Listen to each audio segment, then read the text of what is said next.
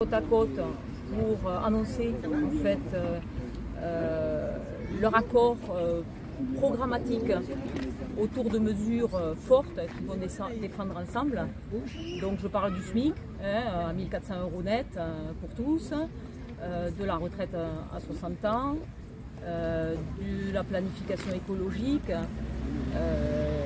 qui répond à une urgence aujourd'hui. On le voit actuellement avec les restrictions d'eau qui démarrent dès le mois de mai. Je veux parler aussi au niveau des mesures d'urgence sociale. Il y a l'allocation d'autonomie pour les jeunes de 18 à 25 ans qui répond aussi à quelque chose de grave, puisqu'on a des jeunes aujourd'hui qui sont à l'aide alimentaire, des jeunes étudiants. Donc il y a une urgence à répondre à tout ça. Donc voilà, donc on s'est retrouvés aussi pour investir du coup des candidats venant de différentes organisations politiques, que ce soit le PC, le PS, Europe Écologie Les Verts, mais aussi Génération S. Donc il y a eu des prises de parole, ça a duré 3 heures quand même, les prises de parole, ça a été intéressant, parce que très divers et représentatif du peuple. Voilà, c'est ce qui est très important, représentatif du peuple, donc une assemblée nationale à l'image du peuple. Voilà, c'est notre... C'est ce qu'on veut gagner en fait les 12 et 19 juin. Donc il y a eu un appel à se mobiliser, les militants, pour porter à l'Assemblée nationale ce candidat de gauche unique qui va répondre justement aux attentes de tous ces Français qui ont voté pour le bloc, qu'on appelle nous le bloc populaire, et donc c'est très important maintenant de partir en campagne, de convaincre sur les mesures partout, sur les circonscriptions, nos 2 circonscriptions. Voilà. Donc moi c'est Grégory Corne, je suis sur la 2e circonscription des Hautes-Pyrénées. Je vais revenir un petit peu sur ce que Sylvie vient de dire concernant cette nouvelle union populaire, écologique et sociale. C'est pas une simple coalition, voilà, c'est surtout ça l'idée centrale.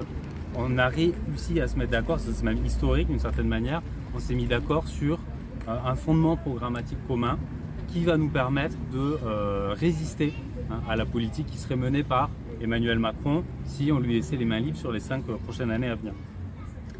Donc c'est vraiment une forme nouvelle, c'est-à-dire que chacun garde effectivement sa sensibilité, qui est liée à son parti, à son histoire, et pour autant, on a tous conscience de la nécessité qu'il y a à agir, et agir ça veut dire avoir la majorité à l'Assemblée nationale. C'est ça l'objectif qu'on s'est mis en tête, c'est à imposer la cohabitation autour de quelques mesures claires, et puis surtout éviter de se retrouver avec le programme qui nous attend. Très clairement, Emmanuel Macron, on le sait, il l'a dit, c'est la retraite à 65 ans. C'est, on l'a vu, l'inaction climatique, il a déjà été condamné à ce sujet. C'est aussi son projet effroyable de marchandisation de l'école. Voilà, moi je suis enseignant et c'est quelque chose qui inquiète beaucoup. Effectivement, il va aller encore plus loin, c'est-à-dire que ce qu'il a annoncé là sur les 5 années à venir, c'est un projet de libéralisation de l'école qui va à l'encontre complètement de nos valeurs républicaines. Et c'est surtout la continuation de son projet qui est fondamentalement inégalitaire. En France, donc quand même un chiffre qu'on peut rappeler, c'est que 5 personnes possèdent autant, les 5 personnes les plus riches possèdent autant que 27 millions les plus pauvres. Voilà, c'est ça le résultat auquel on aboutit avec la Macronie et la politique qui a été menée depuis un certain temps maintenant. C'est aussi le déni de démocratie. Déni de démocratie quand on voit que déjà ils anticipent la possibilité de faire passer leur retraite injuste en utilisant le 49.3, ça en dit long sur la manière dont ils vont vouloir imposer leur politique, là encore, si on les laisse faire. Nous, ce qu'on a décidé, c'est de ne pas les laisser faire. Et donc, on va résister ensemble, tous ici, à la maltraitance sociale, à la maltraitance écologique et à la maltraitance démocratique.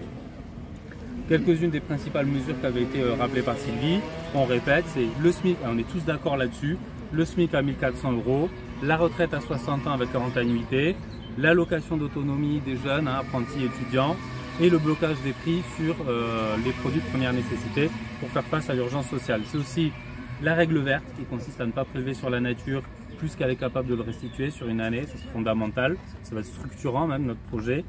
et d'une manière générale aller vers voilà, un fonctionnement qui soit plus démocratique dans nos institutions. Donc localement, c'est aussi cet objectif qu'on poursuit. Là, on a pris la parole tous les deux, mais d'autres personnes vont prendre la parole appartenant aux autres organisations politiques de gauche. Et voilà, c'est ce contexte-là d'union finalement de la gauche qu'on veut donner à voir aujourd'hui. On est tous unis dans cet objectif commun voilà, et on considère qu'on n'a effectivement pas le choix. C'est ce qu'on va proposer là aux électrices et aux électeurs. C'est vraiment un vote d'espoir. On peut passer à autre chose. Et aussi une chose qu'on veut dire très clairement, dans le cadre de cette union de la gauche, toute autre candidature qui se dirait de gauche serait de fait une candidature macroniste, dans le sens où elle ferait le jeu de Macron, puisqu'elle nous empêcherait d'avoir la majorité à laquelle on aspire. Donc là, il faut que les uns et les autres soient très clairs. Est-ce qu'on est pour lutter contre la politique de la majorité actuelle, ou est-ce qu'on veut s'y opposer? Et donc, voilà, nous, on apporte une réponse claire et on aimerait que tout le monde en fasse autant. Voilà, j'ai terminé. Et puis, ce sont en quelque sorte des insoumis socialistes que vous allez affronter. Alors pour le moment, oui. Alors il se dit ici ou là effectivement qu'il y aurait des dissidences, en particulier au Parti socialiste. Pour le moment, nous, on n'a pas vu de déclaration officielle des uns ou des autres. Effectivement, le PS est absent aujourd'hui, on le regrette, il fait partie de l'accord au niveau national. Et quant à nous, on espère qu'il rallie l'accord, puisque encore une fois, c'est l'intérêt de tous, c'est l'intérêt général. Vous avez eu des discussions localement ou... Alors localement, il n'y a pas eu de discussion. En fait, les discussions, elles ont eu lieu au niveau national. C'est ce qui a permis justement qu'on soit ensemble là aujourd'hui.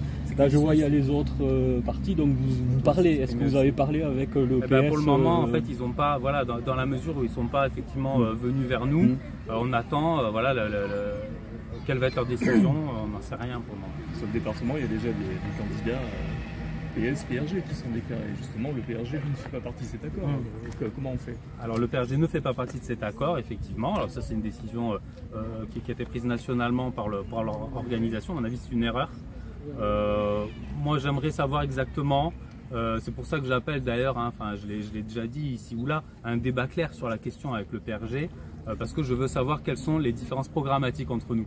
Est-ce que véritablement il y en a, lesquelles, et qu'on puisse en discuter? Sinon, alors ça veut dire que c'est simplement des histoires électoralistes et que ça n'a absolument rien à voir avec ce qu'on propose là. Bon, est-ce qu'ils vont être dans la majorité, contre la majorité? Comment ils se positionnent par rapport à la politique de Macron? Moi, c'est des questions que j'aimerais bien leur poser et à laquelles ils pourraient aussi répondre clairement. Je suppose qu'ils cherchent eux aussi à expliquer quel va être leur programme de gouvernement, quel va être leur programme en tout cas en tant que parlementaires s'ils sont élus, quelle ligne politique ils vont suivre. Pour le moment, c'est pas clair. Pour ajouter sur la circonscription 1, donc il y a Madame Berrier qui est côté PS qui se présente. Donc l'accord il a été validé avec le Parti socialiste, donc un accord programmatique. Donc ce qui veut dire que si le Parti socialiste se doit de faire respecter l'accord, ce qui veut dire que si Madame Berrier se maintient aujourd'hui sur la première circonscription, elle sera entièrement responsable de la division à gauche. Voilà, c'est elle qui portera cette division à gauche sur la première circonscription.